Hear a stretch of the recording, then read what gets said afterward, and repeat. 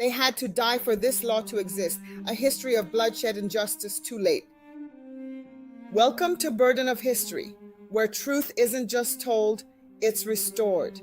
If you're new here, welcome. If you're returning, thank you for coming back. If you haven't subscribed yet, I hope tonight gives you a reason to. Tonight's video isn't just a history lesson. It's a mirror reflecting a tragic pattern that stretches across decades. Black people dying only for lawmakers to finally say, now we'll do something. Why does someone always have to die before America pays attention? Why are so many laws named after the people they failed to protect? We're not talking about natural deaths. We're talking about unjust, violent, preventable deaths, followed by national outcry, political debate, and legislation that arrives too late to save the person whose name it carries. This is the history of laws written in blood. The policies that came only after a funeral. The justice that waited until someone was gone. Chapter 1, Emmett Till, the boy who haunted Congress. In 1955, Emmett Till was just 14 years old when he traveled from Chicago to Mississippi. He was accused of whistling at a white woman. For that, he was abducted, beaten, mutilated, and lynched. His killers were acquitted by an all-white jury. They later admitted what they did in a paid magazine interview.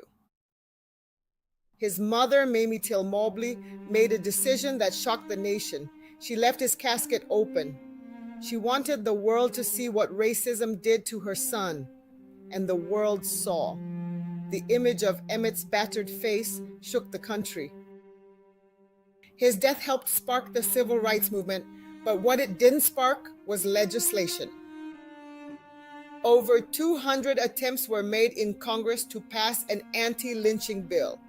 They failed again and again. From 1900 to 2021, no anti-lynching law ever made it to the finish line.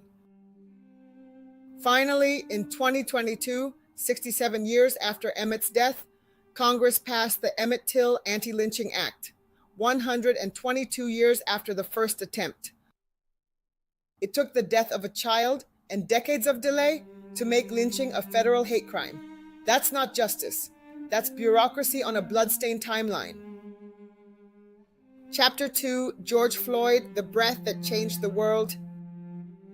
On May 25, 2020, George Floyd was arrested in Minneapolis for allegedly using a counterfeit $20 bill. He ended up handcuffed, face down, with a police officer's knee pressed into his neck for 9 minutes and 29 seconds. George Floyd said, "I can't breathe." He called out for his mother, and then he was silent. The video horrified the world. Protests erupted in every state and in countries across the globe. Statues came down, corporations posted black squares, but what did Congress do? They introduced the George Floyd Justice in Policing Act, which aimed to ban chokeholds, end qualified immunity, and create a national registry of police misconduct. It passed the House, but it never made it through the Senate.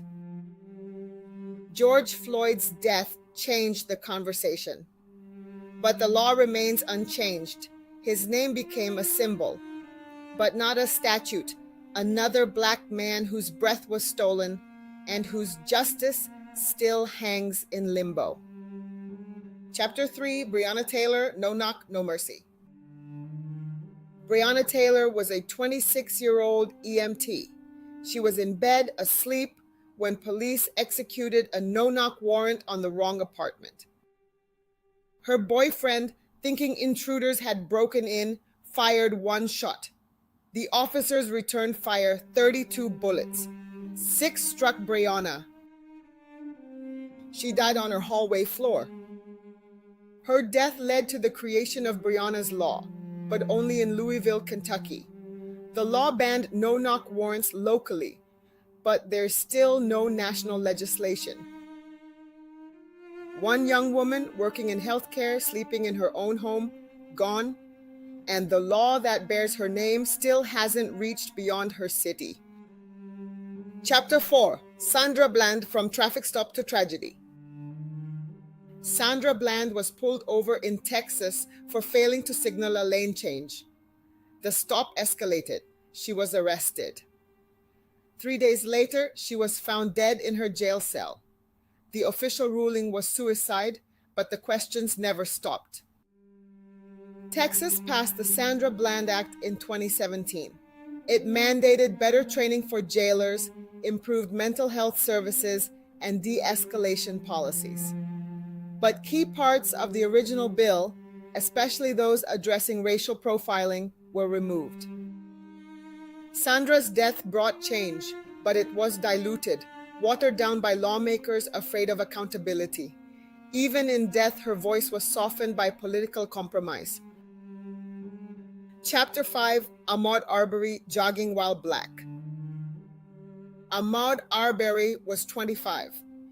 He was jogging in a Georgia neighborhood when 3 white men pursued him in trucks, trapped him, and shot him with a shotgun. They claimed he looked suspicious. For months, no one was arrested until video footage was released and outrage exploded. Before his death, Georgia had no hate crime law. Afterward, the state passed the Ahmaud Arbery Hate Crimes Bill in 2020. It was their first ever law allowing enhanced penalties for crimes motivated by race. It took a man being hunted down like an animal for Georgia to recognize hate as a crime, and even then, the law only came after the proof was made public. Really, Georgia? How many black bodies have you had swinging from your trees, and you're just now figuring out what hate looks like? What exactly was your definition of hate before 2020? Vandalism, hurt feelings, because it clearly wasn't Black Death. Chapter 6. Tamir Rice, Eric Garner, and the Ones Still Waiting. Tamir Rice was 12. He was playing in a Cleveland park with a toy gun. Police arrived and shot him within seconds. They said he looked older. No charges were filed. Eric Garner was selling loose cigarettes in New York. Police put him in a chokehold banned by department policy. His last words, "I can't breathe." No federal charges, no national reform. Some police departments have introduced policies like duty to intervene or banned certain tactics. But none of this is law. None of it is nationwide. These names, Tamir, Eric, and so many others, are still waiting for legislation worthy of their lives. Closing, what it costs. The pattern is always the same. A black person dies, there's outrage, then a bill is introduced.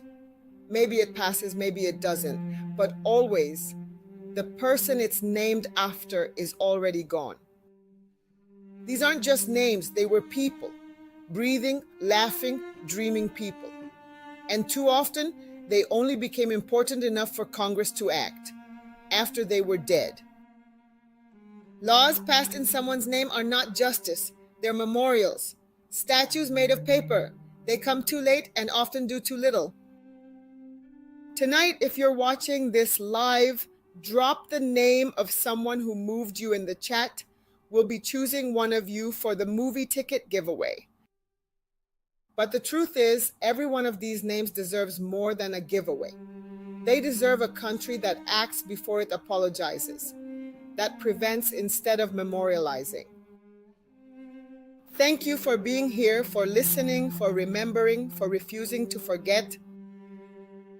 Until next time, be good to your neighbor, your loved ones, and yourself.